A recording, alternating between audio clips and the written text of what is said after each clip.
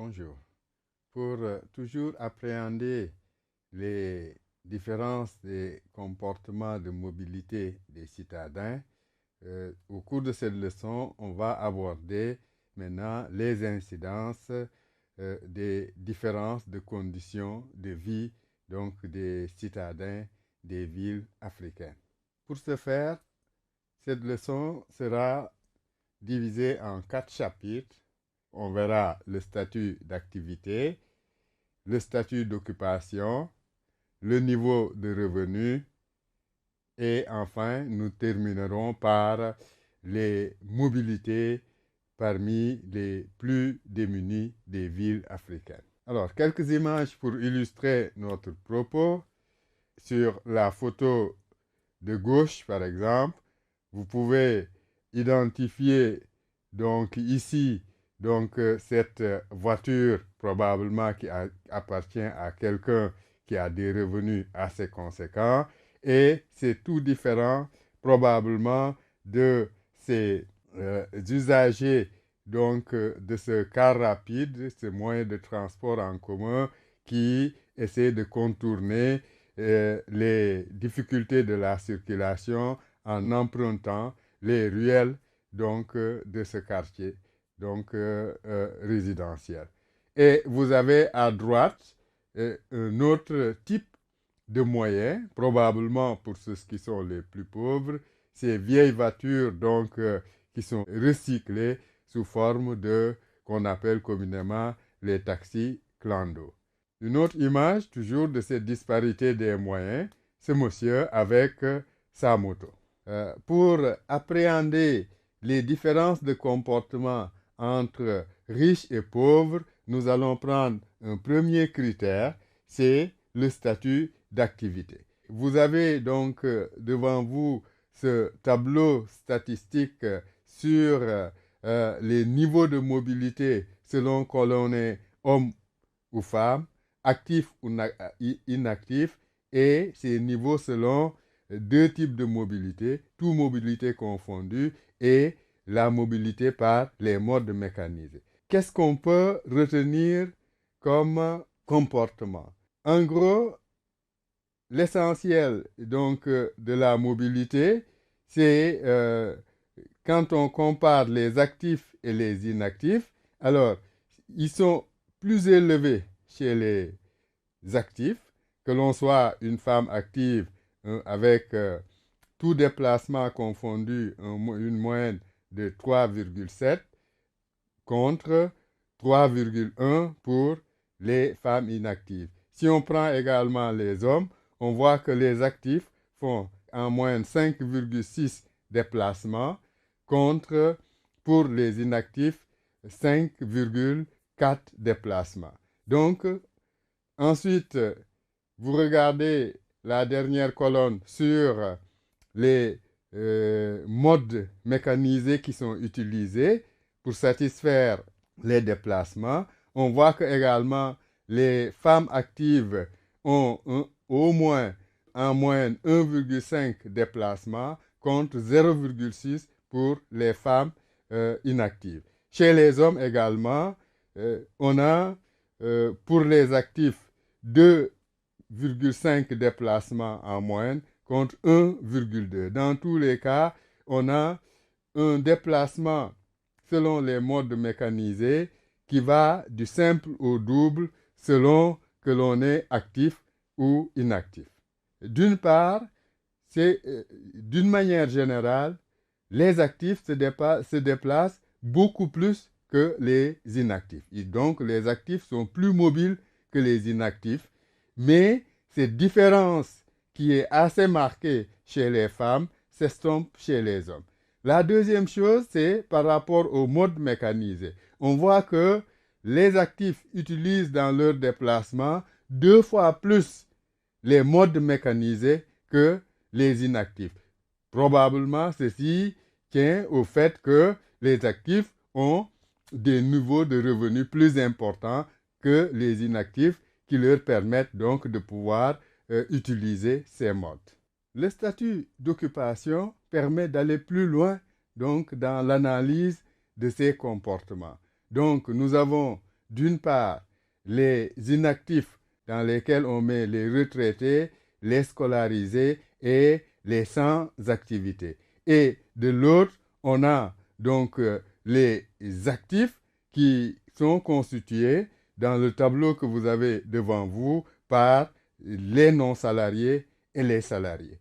Alors, quelles sont les similitudes de comportement qu'on peut donc tirer de l'examen donc de ce tableau comparatif des trois villes de Bamako, de Ouagadougou et de Niamey?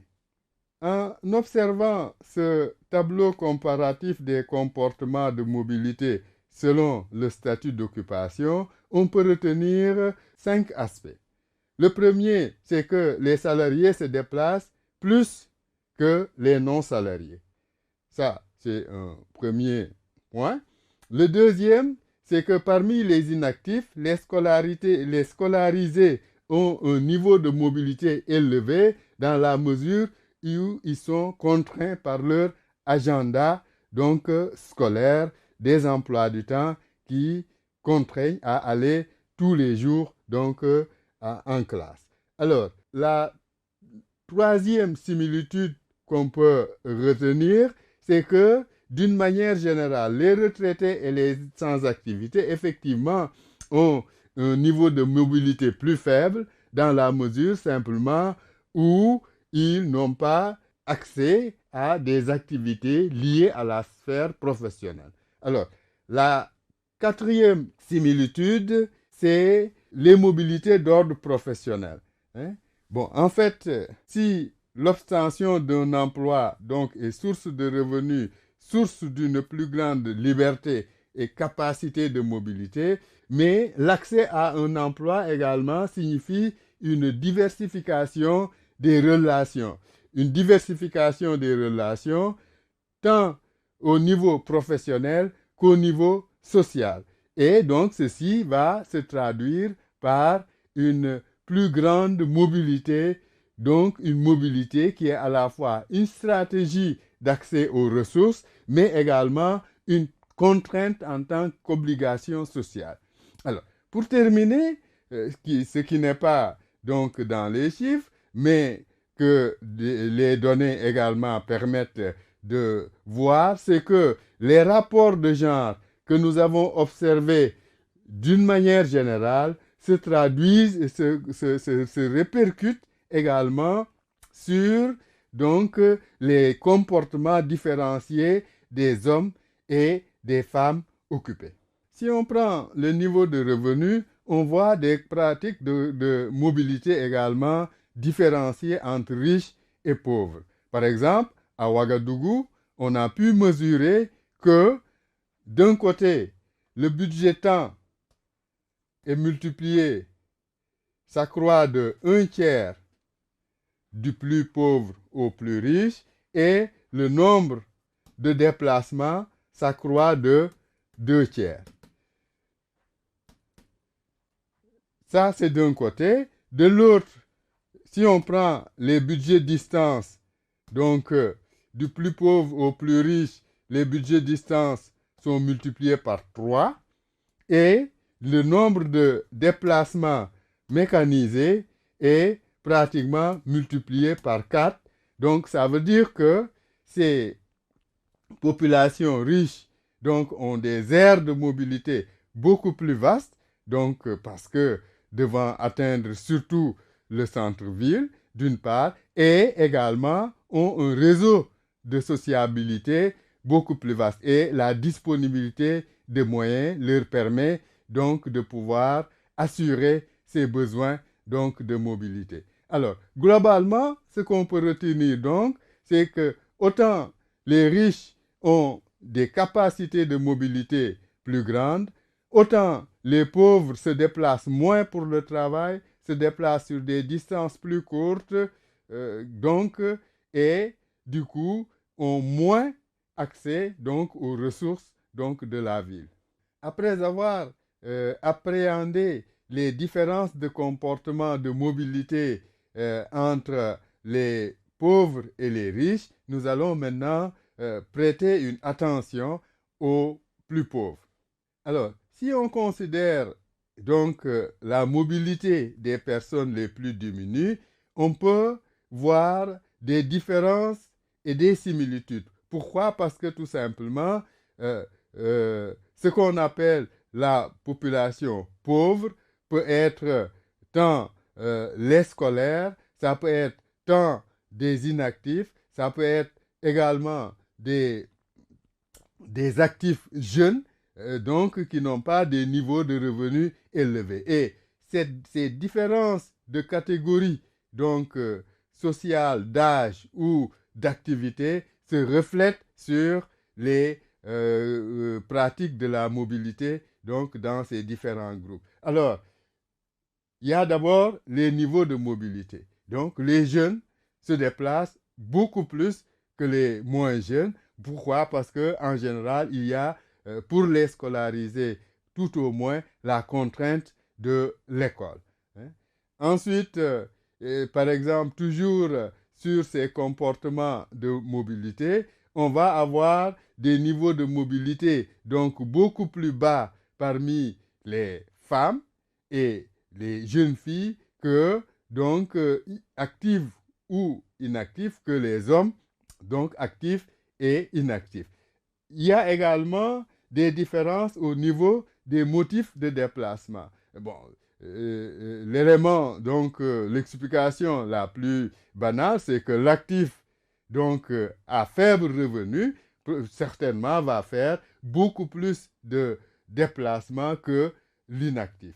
Ensuite, il y a l'accès aux véhicules individuels. Et donc, les niveaux de revenus font que quand dans un ménage pauvre, il y a un véhicule, il y a donc un arbitrage autour de l'utilisation de ce véhicule. Et sûrement, le chef de ménage qui a le devoir donc de subvenir aux besoins de sa famille va être prioritairement donc bénéficiaires donc de ce mode de transport. Et ceci, puisque ce sont les hommes qui vont le plus souvent chercher les ressources, donc les femmes qui sont conférées dans la sphère domestique auront moins la possibilité d'accès à ces véhicules individuels.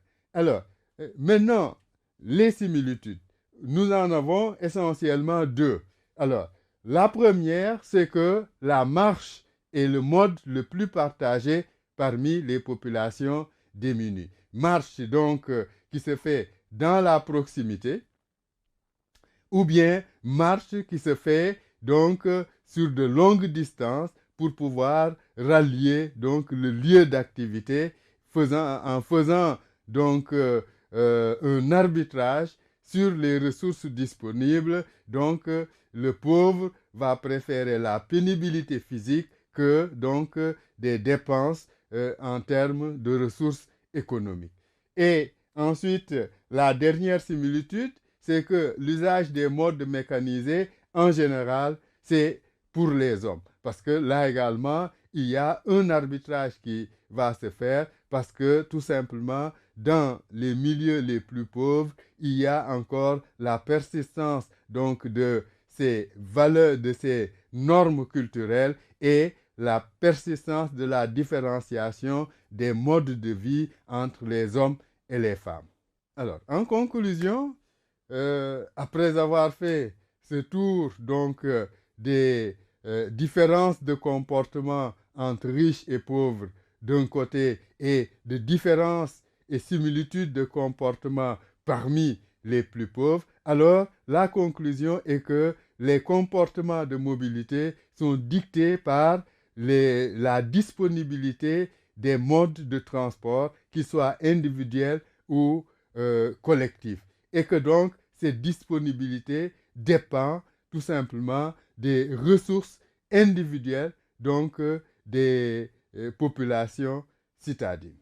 Voilà, nous arrivons au terme donc de cette leçon sur les comportements de mobilité des riches et des pauvres.